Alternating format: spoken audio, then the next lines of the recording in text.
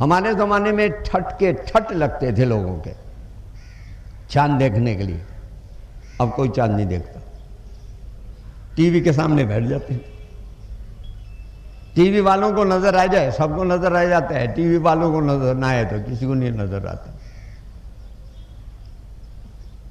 اللہ تعالیٰ نے کسی کیلنڈر پر عید کی یا رمضان کی بنیاد نہیں رکھی۔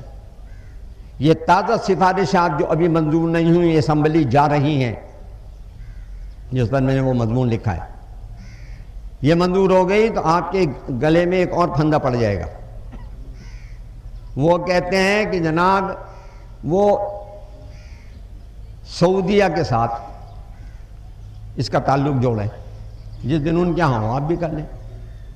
بھائی یہ سرکاری ملازموں کا مسئلہ ہے، آپ اپنے سرکاری ملازموں کو 2 دن پہلے چھٹی دیں یا 2 دن بعد چھٹی دیں، پبلک کو اس سے کوئی واسطہ نہیں ہے، نماز اور روزے کو بھی اس سے کوئی واسطہ نہیں ہے۔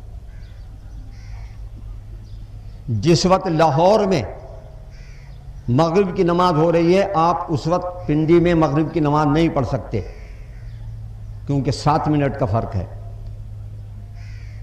اور جب پنڈی میں آپ مغرب کی نماز پڑھ رہے ہیں، پشاور والے مغرب کی نماز نہیں پڑھ سکتے، کیونکہ 5 منٹ کا فرق ہے۔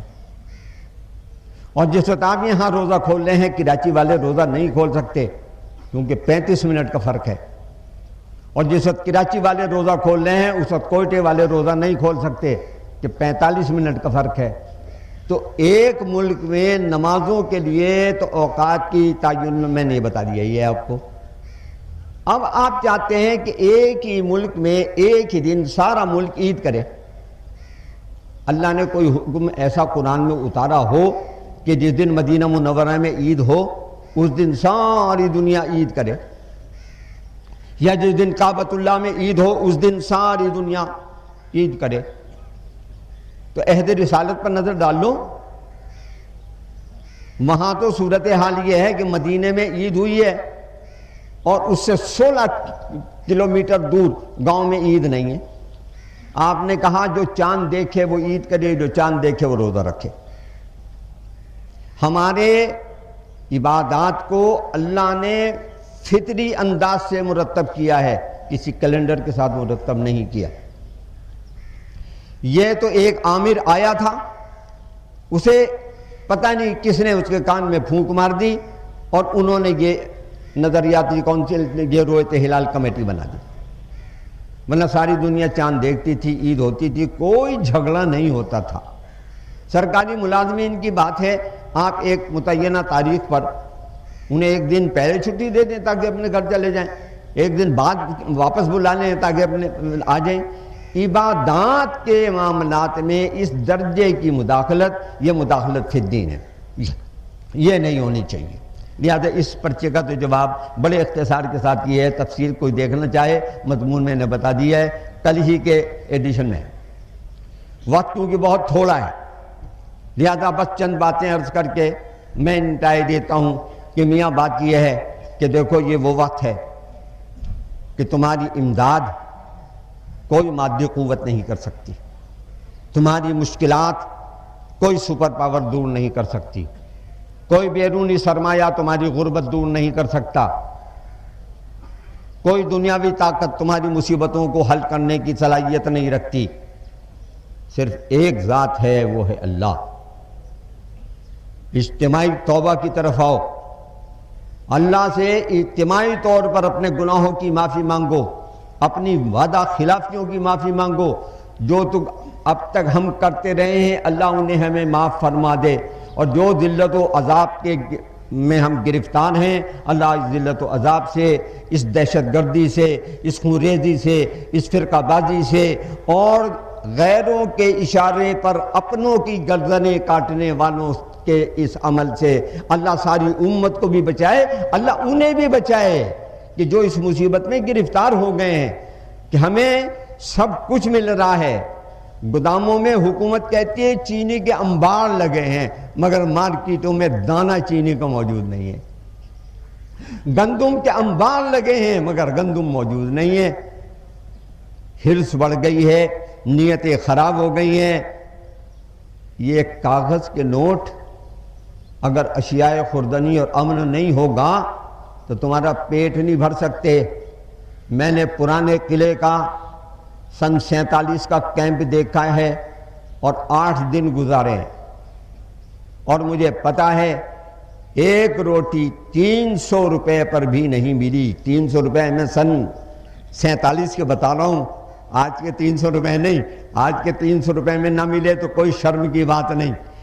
اس وقت کے 3 تولے کے کڑے دے کے بھی عورتوں نے چاہا ہے کہ انہیں ایک روٹی مل جائے، تو ایک روٹی نہیں ملی۔ ہم وہاں 8 دن رہے ہیں، جس میں 6 دن کا فاقہ گزارا ہے۔ ہمیں اس کی قدر معلوم ہے کہ یہ ملا کیسے ہے اور اس کے لیے ہم نے کیا کیا ہے۔ ہم نے نہر سعادت خاں اس طرح طے کی ہے کہ جیسے لاشوں کے سمندر تیر کے طے کرتے ہیں۔ ہم نے پرانے قلعے سے لے کے نظام الدین اولیاء رحمۃ اللہ علیہ کی درگاہ تک کا سفر اور پالمپور کے ہوائی اڈے تک کا سفر جو ہے خون کے دریاؤں میں طے کیا ہے۔ ہم نے دلی سے لے کے اٹاری تک کا جو سفر ہے وہ اس طرح سفر کیا ہے کہ ریلوے لائن کے دونوں طرف مسلمان مرد اور عورتوں کی کٹی ہوئی لاشیں پڑی تھیں۔ یہ کس کے لیے تھی؟ اسی پاکستان کے لیے تھی، جس پاکستان کو اسلام کا حصار بننا تھا۔ لیکن بدبخت ہیں ہم کہ ہم نے اپنی نسل کو بتایا ہی کچھ نہیں۔ آج اللہ کے حضور آئے ہو کہ رمضان کی اجرت مانگنے آئے ہو، اللہ سے اپنے گناہوں کی معافی مانگو، اس تنبیہی عذاب سے نکلنے کی درخواست کرو، ساری امت مسلمہ کے لیے کرو، امن کے لیے کرو۔ امن نہ ہو تو انبار روٹیوں کے بھی پیٹ نہیں بھر سکتے، آدمی کھانا بھی نہیں کھا سکتا اگر امن نہ ہو۔ اللہ تعالیٰ امن بھی عطا فرمائے اور اللہ تعالیٰ ہماری مصیبتیں بھی دور فرمائے، اللہ ہماری بے آبروئی بھی دور فرمائے۔ اب وقت ہو گیا ہے، نماز کی نیت سن لیجئے۔ نماز عید الفطر جو ہے وہ 2 رکعتیں ہیں، ان میں نہ تکبیر ہے نہ اقامت جسے کہتے ہیں، اور نہ سجدہ سہر ہے۔ غلطی ہو جائے تو امام کو بتانا بھی نہیں ہے۔ اگر امام سے تکبیریں پہلی رکعت میں قیام میں رہ گئیں، اسے یاد آیا اور اس نے رکوع میں کر لی تو ہو گئی۔ کوئی آدمی امام کے ساتھ آ کے ملتا ہے، تکبیریں مل گئیں تو ٹھیک، 6 تکبیریں ہیں، 3 پہلے 3 بعد میں۔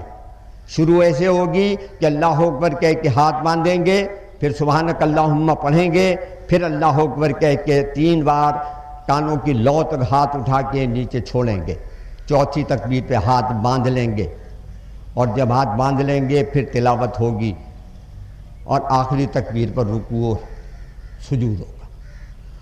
دوسری رکعت میں پہلے ہی اٹھتے ہی تلاوت ہوگی، اور تلاوت کے بعد 3 تکبیریں ہوں گی، چوتھی تکبیر پر رکوع میں جائیں گے۔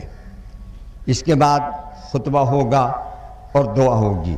اگر کوئی صاحب درمیان میں آ کے شامل ہوتے ہیں، انہیں تکبیریں نہیں ملتی تو وہ اپنی تکبیریں رکوع میں کہہ لیں، اور اگر پوری رکعت نکل گئی تو امام کے سلام بھیجنے کے بعد علیحدہ سے اپنی 1 رکعت اس طرح پڑھیں جس طرح پہلی رکعت پڑھنی چاہیے، کیونکہ ان کی پہلی رکعت نکلی ہے اور وہ دوسری رکعت میں آ کے شامل ہوئے ہیں۔ وآخر دعوانا ان الحمدللہ رب العالمین۔